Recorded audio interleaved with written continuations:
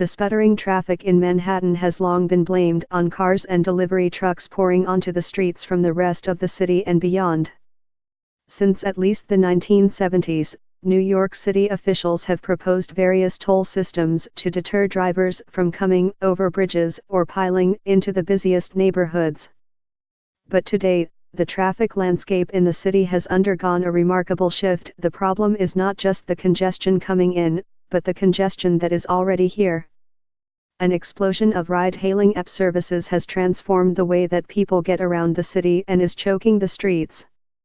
Midtown traffic crawls at an average of 4.7 miles per hour from 6.5 miles per hour 5 years ago.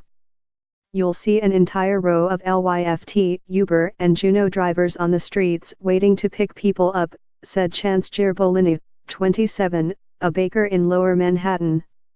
It seems like everybody's driving the same black sedan there everywhere. About 103,000 for-hire vehicles operate in the city, more than double the roughly 47,000 in 2013, according to the Taxi and Limousine Commission. Of those, 68,000 are affiliated with ride-hailing app companies, including 65,000 with Uber alone, though they may also provide rides for others. In contrast, yellow taxis are capped by city law at just under 13,600. Now a new report finds that ride-hailing cars are often driving on the city's busiest streets with no passengers in effect, creating congestion without any benefits. The report by Bruce Schaller, a former city transportation official, found that more than a third of ride-hailing cars and yellow taxis are empty at any given time during weekdays in Manhattan's main business district.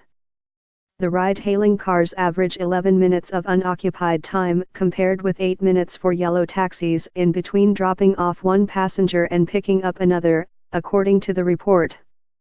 The ride-hailing services have drawn scrutiny as Gov.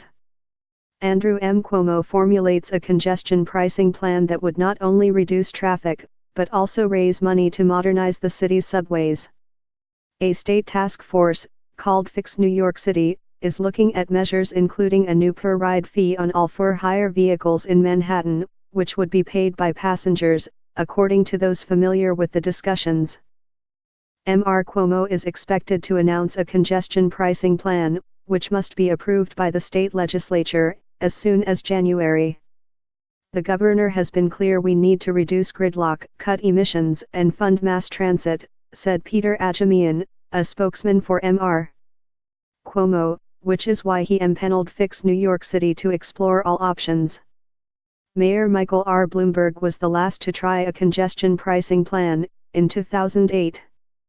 His plan, which would have exacted an $8 fee for entering Midtown and Lower Manhattan, died in the state assembly. Across the nation, a handful of cities have imposed per-ride fees. Seattle, which began regulating ride-hailing services in 2014, charges 2 fees totaling 24 cents per ride to cover the costs of regulating and licensing operators and to support wheelchair-accessible cars. Portland, Oregon, began charging passengers a fee of 50 cents per ride in 2016 to pay for safety inspections of cars and other regulatory costs.